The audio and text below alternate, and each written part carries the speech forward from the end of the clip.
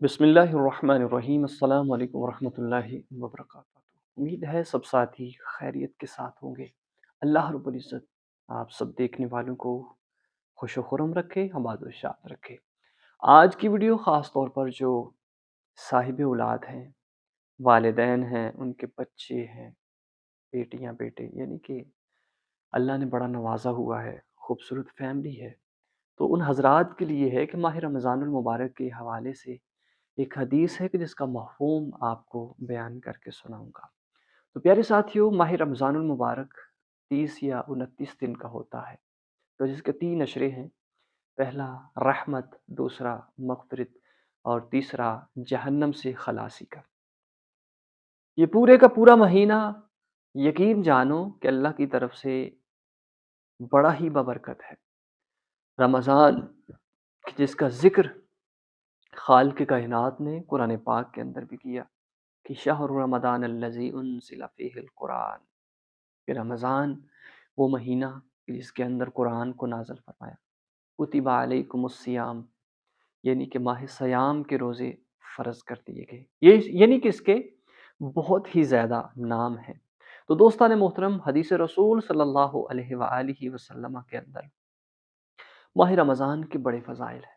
اگر آپ صاحب اولاد ہیں تو ایک ضرور یہ بات کو نوٹ کر لیجیے اپنے پاس کہ کریم آقا علیہ الصلوۃ والسلام کی حدیث پاک کہ اپنی اولاد یا کوئی خادم یا کوئی ملازم یا کوئی نوکر آپ کے تابع ہے تو کبھی بھی اس کو لعنت، کبھی بھی اس کو گالی نہ دیا کرو، یا اپنی جان کے اوپر ظلم نہ کیا کرو۔ کوئی بد دعا دینا خود کو یا پھر کسی اور کو کوئی بد دعا دینا، کہ اس کے کرنے سے حضور اکرم صلی اللہ علیہ وسلم نے منع فرمایا۔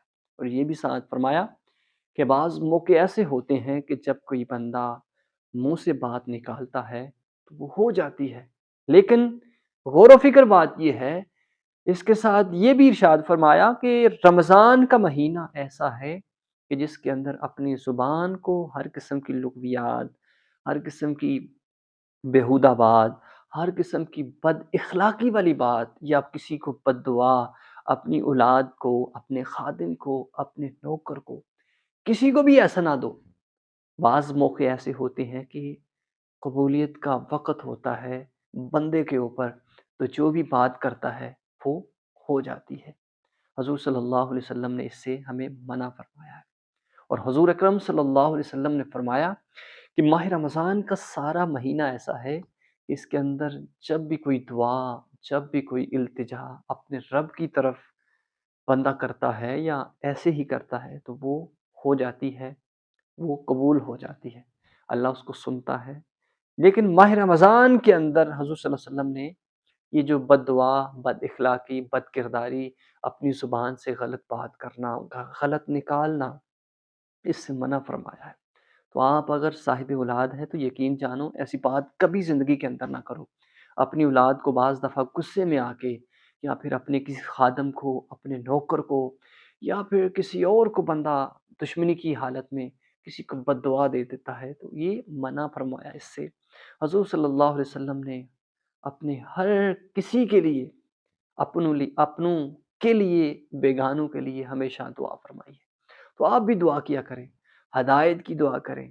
اگر کوئی گمراہ ہے، اگر کوئی گناہوں کے اندر مبتلا ہے، اس کے لیے ہدایت کی دعا کریں، اس کو اچھی نصیحت کر دیں کہ ماہ رمضان آپ کے پاس نیکیاں کمانے والا اور اپنے گناہوں کو بخشوانے والا مہینہ ہے۔ تو ماہ رمضان کے اندر نیکیاں کمائیے، خوب اپنی زبان کو، اپنے ہر جسم کے اعضاء کو اللہ کے ذکر سے تر رکھیے۔